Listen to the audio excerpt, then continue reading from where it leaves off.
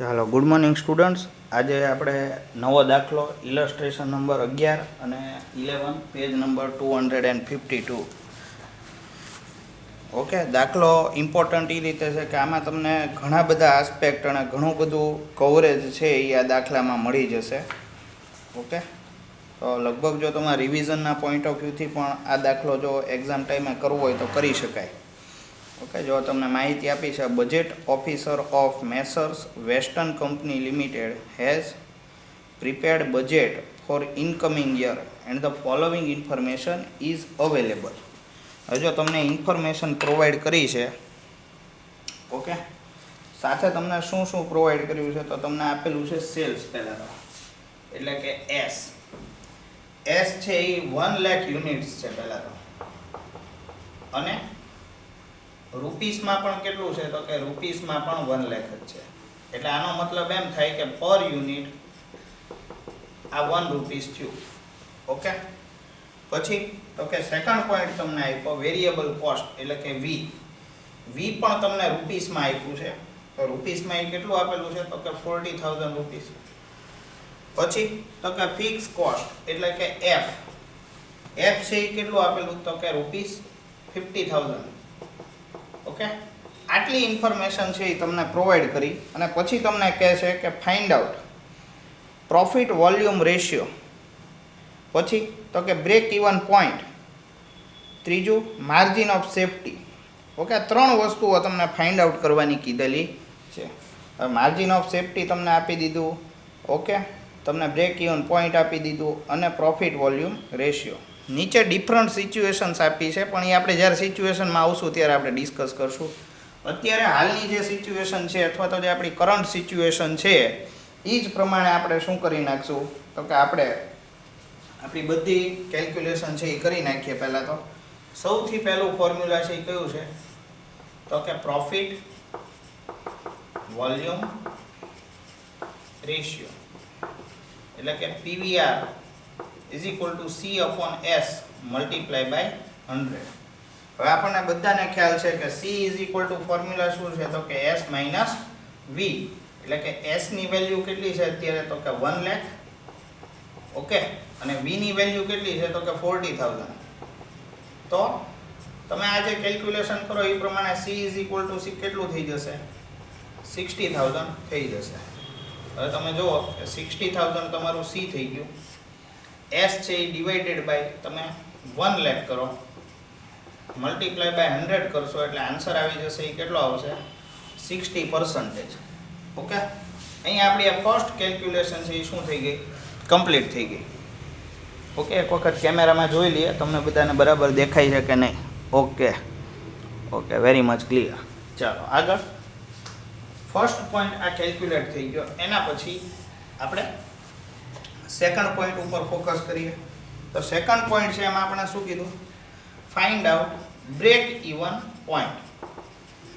Okay, હવે જો break even point તમને ફાઇન્ડ આઉટ કરવાનો કીધો, પણ નથી તમને એસ પર યુનિટ.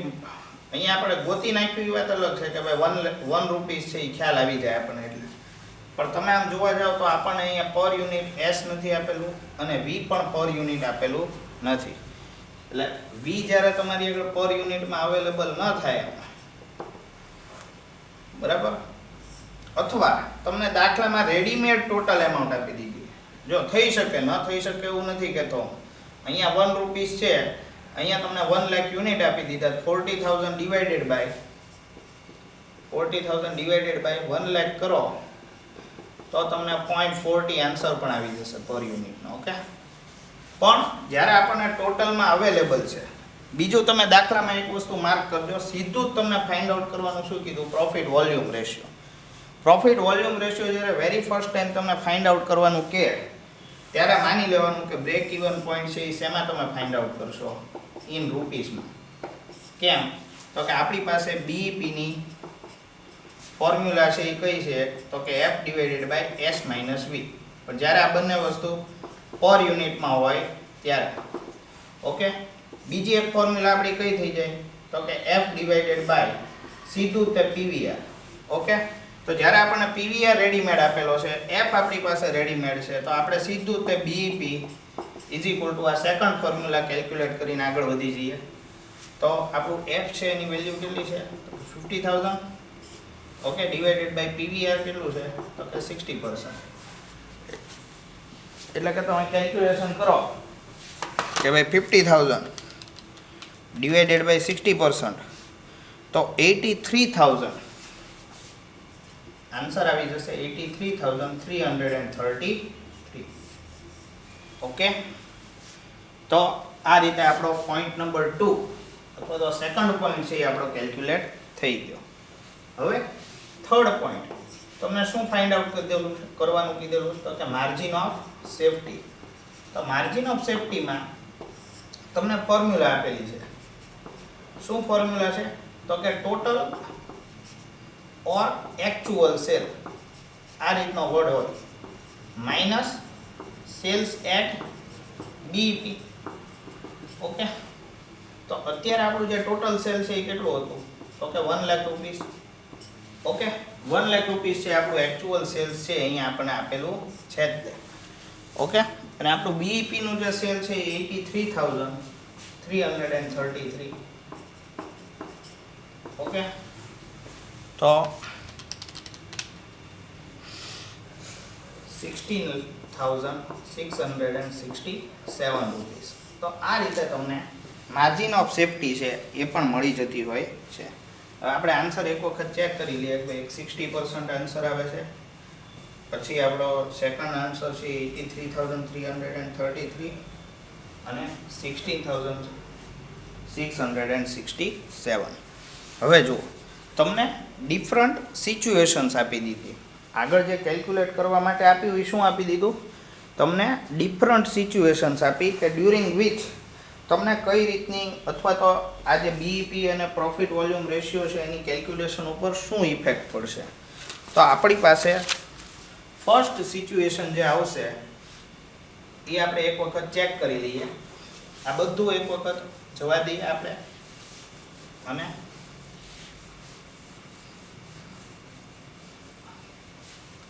થોડીક આમાં અલગથી કેલ્ક્યુલેશન આવશે એ જોઈ લઈએ. હવે જો ફર્સ્ટ પોઈન્ટમાં તમને કીધું increase of 20% in number of units sold. First situation કીધી increase in number of units sold by 20%. હવે જુઓ તમને શું કીધું નંબર ઓફ યુનિટ સોલ્ડ. જ્યારે નંબર ઓફ યુનિટ સોલ્ડ છે એ ઇન્ક્રીઝ કે ડિક્રીઝ થતા હોય તો એ માત્ર એસ ને ઇફેક્ટ નહીં કરે, સાથે સાથે કોને ઇફેક્ટ કરશે તો કે વી ને પણ ઇફેક્ટ કરશે. એટલે કે વેરિયેબલ કોસ્ટને પણ ઇફેક્ટ કરશે. ખાસ યાદ રાખજો આપણને ઘણા સમયમાં એમ કહી દેતા કે સેલિંગ પ્રાઇસમાં સેલ્સ પ્રાઇસમાં 5% ઇન્ક્રીઝ તો આપણે વેરિયેબલ કોસ્ટને કોઈ ઇફેક્ટ આપતા નહોતા. ખાસ યાદ રાખજો વેરિયેબલ કોસ્ટમાં આપણે કોઈ ઇફેક્ટ આપતા નહોતા. પણ જ્યારે તમને એમ કહે કે there is increase in number of units sold by 20% એટલે કે યુનિટ્સ સોલ્ડ એટલે કે આઉટપુટ છે એ તમારું શું થયું છે કંપનીનું ઇન્ક્રીઝ થયું છે, મેન્યુફેક્ચરિંગ છે એ શું થયું છે ઇન્ક્રીઝ થયું છે, ત્યારે એસમાં પણ ઇન્ક્રીઝ થશે અને સાથે સાથે એટલો જ ઇન્ક્રીઝ તમારે શેમાં કરવાનો વી એટલે કે વેરિયેબલ કોસ્ટમાં. ઓકે આ એક સિચ્યુએશન જો તમારી આગળ હોય તો જ તમે આ બે વસ્તુમાં વધારો કરી શકો, બાકી તમારે વધારો કરવાનો નથી. એટલે જ્યારે સિમ્પલી તમને એમ જ કીધું હોય કે માત્ર સેલ્સ પ્રાઇસમાં 5% નો ઇન્ક્રીઝ કરો તો વેરિયેબલ કોસ્ટમાં કોઈ પ્રકારનો ઇન્ક્રીઝ આવતો નથી, તો એમાં નો ચેન્જ. એ સિચ્યુએશનમાં કોઈ પણ પ્રકારનો ચેન્જ આવતો નથી. પણ જ્યારે તમને એમ કહે કે there is increase in number of unit sold એટલે કે આઉટપુટ અથવા તો પ્રોડક્શનમાં ઇન્ક્રીઝ આવે છે તો એ સિચ્યુએશનમાં તમે ખાસ યાદ રાખજો કે તમારે સાથે સાથે તમારે શું કરવું પડશે તો કે એસમાં તો ઇન્ક્રીઝ થશે જ, તે સાથે સાથે વીમાં પણ શું કરવો પડશે કમ્પેરેટિવલી એટલો જ ઇન્ક્રીઝ છે એ કરવો પડે. ઓકે તો આપણે ફર્સ્ટ સિચ્યુએશન છે એ ચેક કરી લઈએ કે increase in number of unit sold by 20%. હવે જુઓ અહીંયા આગળ તમારું S છે એ કેટલું હતું તો કે 1 લાખ રૂપીસ હતું અને એના યુનિટ્સ કેટલા હતા તો કે યુનિટ્સ પણ 1 લાખ હતા. ઓકે, હવે એમ કહેશ કે number of unit sold by 20%, એટલે અહીંયા 20% છે એ શું થશે પ્લસ થશે, એટલે કે 20,000. 1 લાખની 20% એમાઉન્ટ 20% એટલે કે 1,20,000 રૂપીસ છે એ તમારું શું થઈ જાય તો કે 1,20,000 છે એ તમારું ન્યૂ એસ થઈ જશે. હવે યુનિટ્સમાં ગણો તો પણ એટલું જ થશે અને રૂપીસમાં ગણો તો પણ એટલું જ થશે. કેમ તો કે સેલિંગ પ્રાઇસ પર યુનિટ કેટલી છે, પર યુનિટ સેલિંગ પ્રાઇસ છે એ રૂપીસ 1 જ છે. એટલે જ્યારે તમે 1,20,000 યુનિટનું પ્રોડક્શન છે એ કરો છો તો સાથે તમારું રૂપીસમાં પણ ટર્નઓવર છે એ કેટલું થઈ જાય છે, ઇન્ક્રીઝ થઈ જાય છે બાય 20%. ઓકે, આ એક પોઈન્ટ તમારે ક્લિયર થઈ ગયો હશે. ઓકે, એટલે આપણે સેલ્સ છે એ હવે કેટલું થઈ ગયું તો કે એમાં 20% ઇન્ક્રીઝ થઈ જશે. ઓકે, એટલે કે 20,000 રૂપીસ. એટલે હવે ન્યૂ એસ અથવા તો new sales is rupees 1,20,000. Okay, પછી તો કે વારો આવશે હવે વેરિયેબલ કોસ્ટનો. ઓકે, વેરિયેબલ કોસ્ટ છે એ કેટલી હતી આપણી તો કે 40,000 રૂપીસ. જુઓ 40,000 રૂપીસ આપણી વેરિયેબલ કોસ્ટ હતી. એમાં પણ શું કરવાનું 20% ઇન્ક્રીઝ. ઓકે, એટલે કે 40,000 હોય એના 20% ઇન્ક્રીઝ કરો એટલે કે 8,000 રૂપીસ છે ઇન્ક્રીઝ થશે. એટલે કે હવે ન્યૂ વેરિયેબલ કોસ્ટ એ કેટલી થઈ જશે તો 48,000. ઓકે, બાકી જુઓ ફિક્સ કોસ્ટ છે એ એઝ ઇટ ઇઝ રહેશે. એટલે કે અહીંયા આગળ હવે તમે જુઓ તો ન્યૂ સેલિંગ પ્રાઇસ S = 1,20,000 થઈ જશે.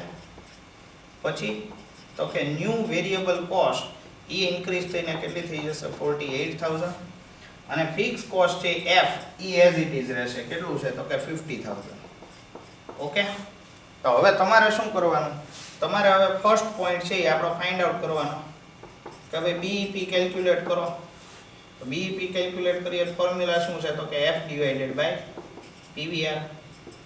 તો આપણું F છે એ અત્યારે કેટલું થઈ ગયું 50,000 rupees.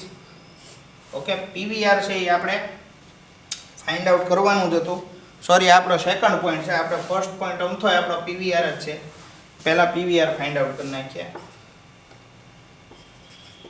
Profit volume ratio. Okay, તો PVR = આપણને ખ્યાલ જ છે C/S × 100. ઓકે, તો અહીંયા આગળ આપણે ફાઇન્ડ આઉટ કરી નાખીએ કે C = અત્યારે S - V કરવું પડે.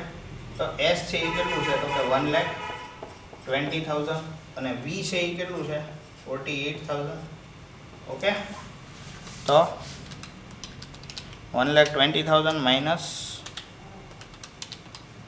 - 48,000 means 72,000. એટલે C = તમારી ન્યૂ વેલ્યુ આવે એ છે 72,000 અને S છે એ કેટલું છે 1,20,000 × 100. ઓકે, જો ખાસ યાદ રાખજો આ સિચ્યુએશન બને તો તમારે પાછા આના ત્રણ કમ્પોનન્ટ છે એ શું કરવાના છે તમારે નવેસરથી ફાઇન્ડ આઉટ કરવાના, બીજું કાંઈ નથી. ઓકે, કેલ્ક્યુલેટ કરશો તો આન્સર છે એ 60% જ આવે છે એઝ ઇટ ઇઝ. ઓકે, જોઈ લઈએ એક વખત કેમેરામાં તમને દેખાઈશ કે કેમ. ઓકે, ચાલો પછી તો કે સેકન્ડ પોઈન્ટમાં તમને કીધું કે તમારે શું કરવાનું છે તો કે break even point find out કરવાનો. તો બ્રેક ઇવન પોઈન્ટની ફોર્મ્યુલા પણ આપણને ખબર છે કે F / PVR. તો F ની વેલ્યુ કેટલી છે તો કે 50,000 અને PVR ચેક કરો તો 60% છે.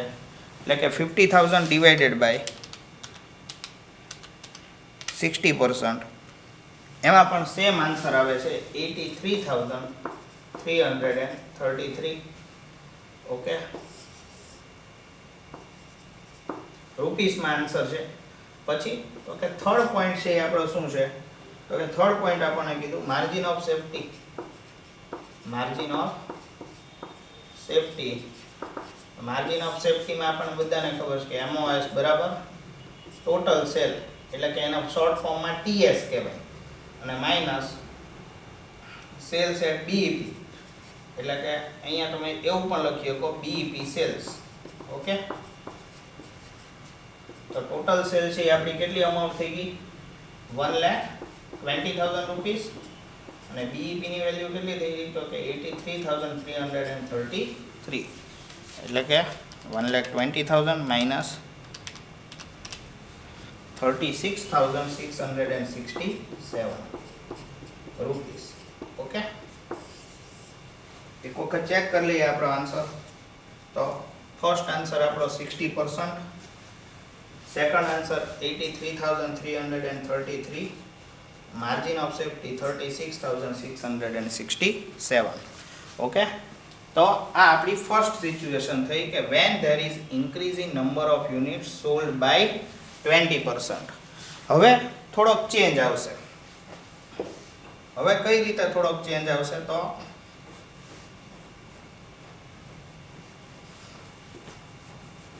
નેક્સ્ટ સિચ્યુએશન જે આપણને આપેલી છે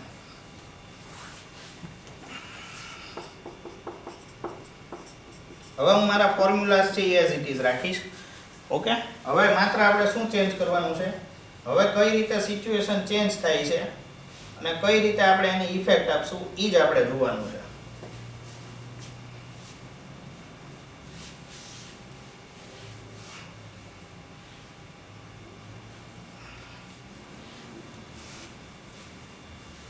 હવે જુઓ હવે તમને આગળ એમ કહે છે કે ઇન્ક્રીઝ ઇન વેરિયેબલ કોસ્ટ 5% જો અથવા એક કામ કરીએ આપણે સેકન્ડ પાર્ટમાં આ વસ્તુને કવરેજમાં લઈ લઈએ બરાબર. હવે 2 મિનિટ જ કાંઈક વિડીયોની બાકી છે ઓકે